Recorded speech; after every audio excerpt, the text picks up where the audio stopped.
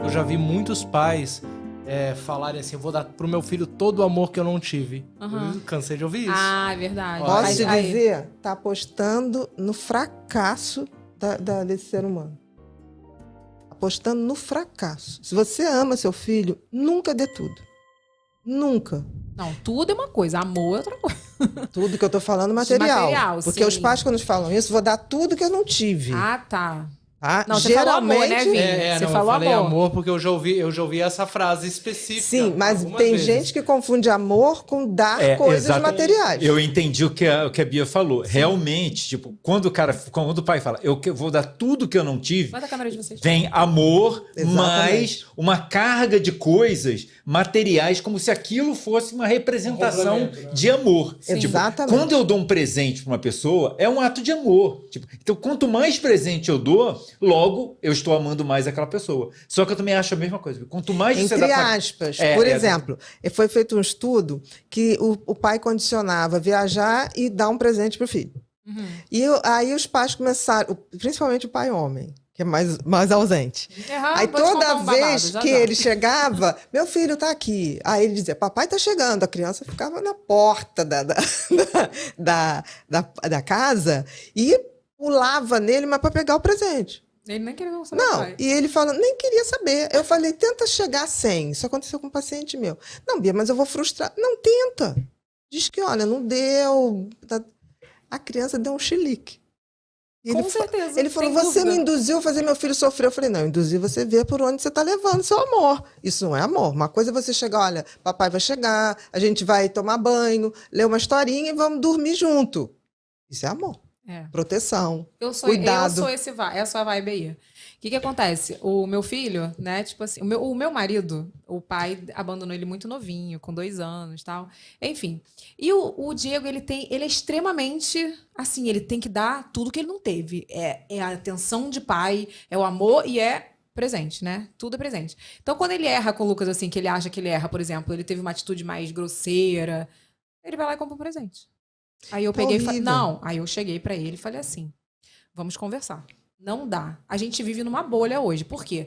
Eu vim da Pavuna, né, Zona Norte, você também veio da Zona Norte, a gente pegou ônibus pra caraca, pra se formar a gente teve que passar junto na roleta, a gente já foi assaltado na rua, entendeu? A gente, né, enfim, a gente não foi criado numa bolha. Hoje a gente mora na bolha, mas a gente não foi criado na bolha, a gente sabe. Vocês sabem o que tinha do lado de fora. A gente sabe o que tem na verdade, do lado de né? fora. Então, assim, mas o Lucas não.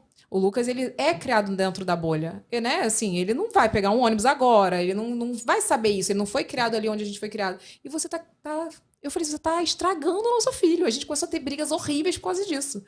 E aí, o que aconteceu? Teve um babado lá na escola, e aí eu precisei, uma situação ruim que eu precisei levar ele na psicóloga para ele vencer aquilo e tal.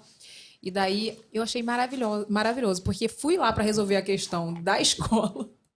E a psicóloga pegou ele, mas acabou com ele. Falou assim, como que você faz isso? Como que você erra nisso? Tipo assim, você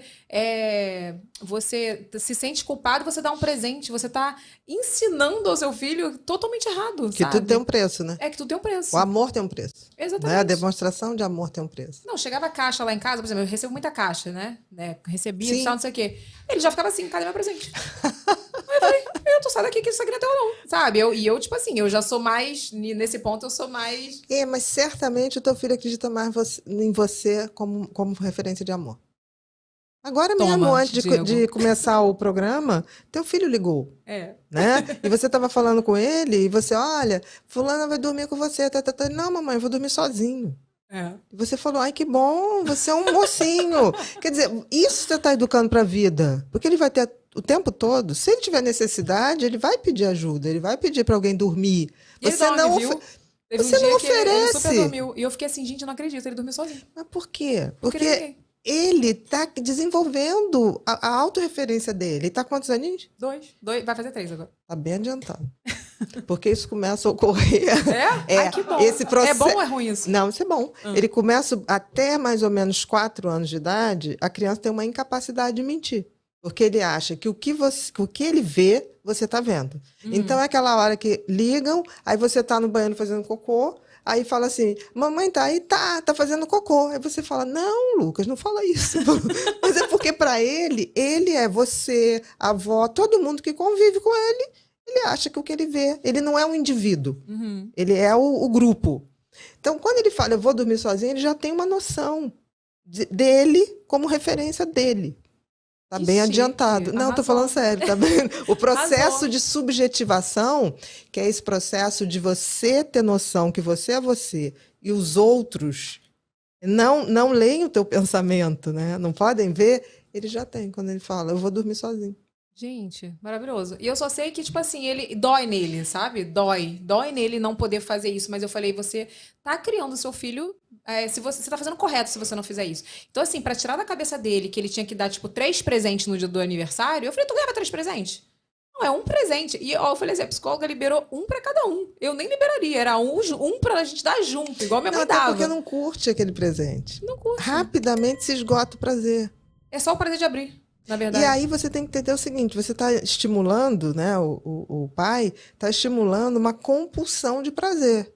O que vai acontecer? Daqui a pouco não basta mais um, tem que ser 2, daqui a pouco não basta 2, tem que ser 3. E daqui a pouco teu filho está compulsivo.